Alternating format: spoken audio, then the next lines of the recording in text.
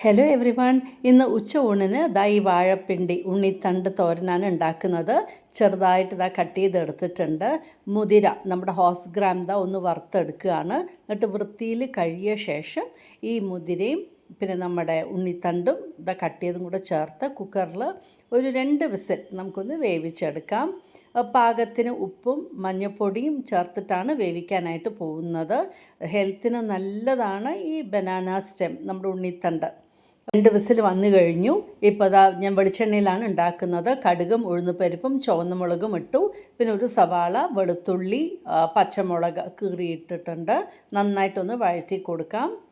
ഇപ്പോൾ സവാളയ്ക്കൊന്ന് വഴന്ന് വന്ന ശേഷം ഈ പ്രഷർ പോയ ശേഷം നമ്മുടെ ഉണ്ണിത്തണ്ടും മുതിരയും ആഡ് ചെയ്ത് കൊടുത്തു. ഇനി വെള്ളമൊക്കെ ഒന്ന് വറ്റണം. നാളികേരവും ആഡ് ചെയ്ത ശേഷം നന്നായിട്ട് അങ്ങോട്ട് ഇളക്കി കൊടുത്തു. അങ്ങനെ നല്ല അടിപൊളിയായിട്ടൊരു ഹെൽത്തി മുതിരയും വാഴപ്പിണ്ടി തോരനും റെഡി ആയിട്ടുണ്ട്.